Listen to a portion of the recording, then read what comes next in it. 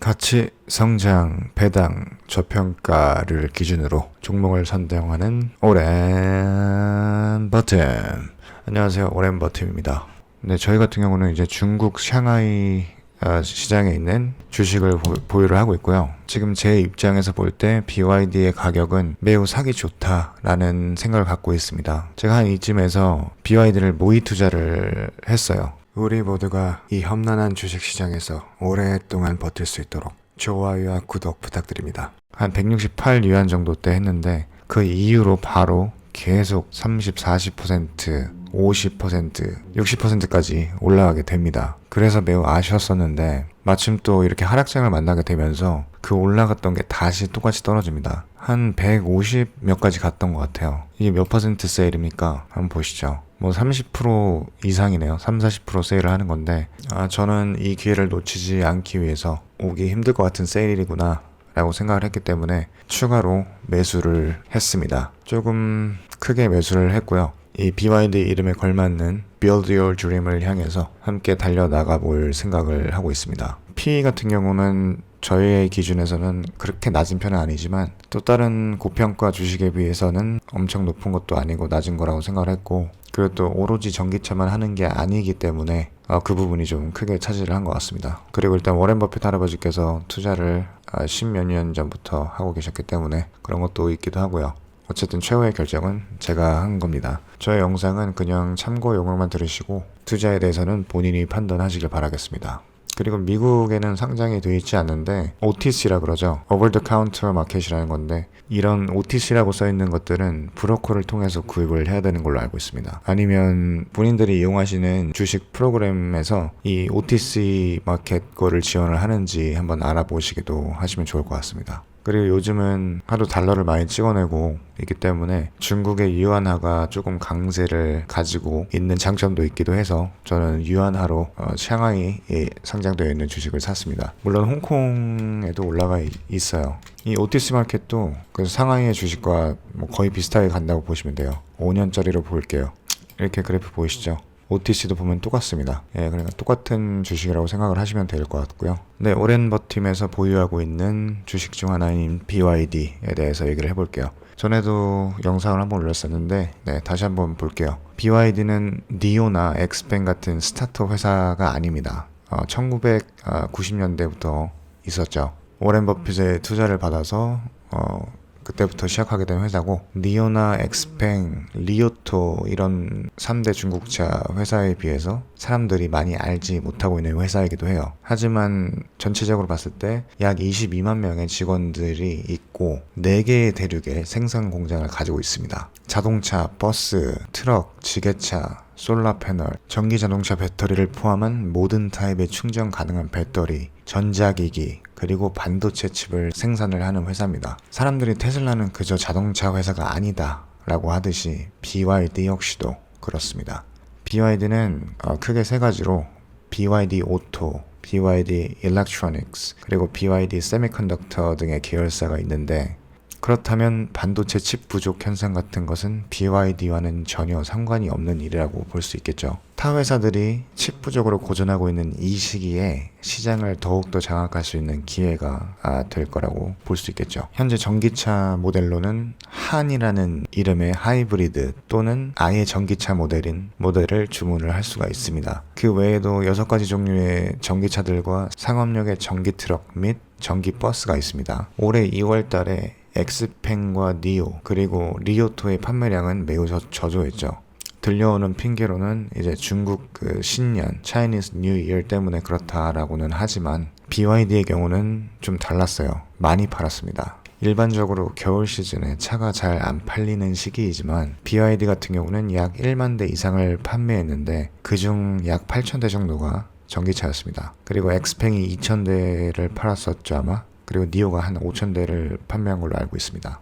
BYD는 영국, 독일, 루마니아 등 세계적으로 판매를 하고 있기도 하고, 전에도 언급했다시피 미국의 뉴멕시코에서도 국가에 많은 일자리를 제공하는 BYD의 버스를 대중교통수단으로 채택할 계획을 가지고 있어요. 그리고 루이지애나에서는 이제 2번째로 전기버스 공급을 했고, 이미 캘리포니아에서는 BYD의 버스가 이제 진작부터 돌아다니고 있었습니다. 또한 앞으로 전기차 수요가 많을 것으로 알려진 노르웨이와 호주에서도 2022년 말부터 판매를 계획하고 있다고 합니다. 근데 여기까지 지금 말씀드린 기본적인 정보는 BYD 계획의 전체에 반도되지 않아요. 이 밖에도 세상에 드러나지 않은 BYD의 무궁무진한 계획들이 있다고 하는데 차후에 레이더에 포착되는 대로 모아보도록 하겠습니다. BYD의 이름이 Build Your Dream 라는 뜻의 약자인데 이름만 봐도 그저 전기차 회사만은 아닐 거라는 느낌적인 느낌이 들 거라고 생각을 합니다. 일단 또 전기차라고 하면 배터리이기 때문에 자체 배터리 생산 기술을 갖고 있는 BYD에서 약 1년 전에 출시한 블레이드 배터리에 대해서 조금 얘기를 해볼게요. 리튬 이온 인산철 배터리라고 불리기도 하는데 약 90분이면 완충이 가능하고 한 4,000에서 5,000분 정도의 사이클 재충전이 가능하기 때문에 수명도 상당히 긴 걸 알 수 있는데 이걸 한번 계산해보면 한이라는 이 전기차의 1회 충전 주행 가능 거리가 공식적으로는 아마 한 550km 정도 될 건데 실제로 타본 사람들의 후기를 보면 이제 얌전히 정속 주행하며 탔을 경우 약 500km 정도 나온다 라고 하니까 대충 좀 더 안 좋게 나온다고 생각을 해서 400km를 간다고 잡아봐도 400 곱하기 5,000번을 하면 200만이 나오는데요. 배터리 하나로 200만 킬로 정도까지 달릴 수 있다는 말이 되는 거죠. 보통 키로수 많은 차들을 보면 한 30만 킬로 뛴 차들도 보기 힘든데 그거에 비하면 뭐 대충 감이 오시리라고 생각이 됩니다. 그리고 참고로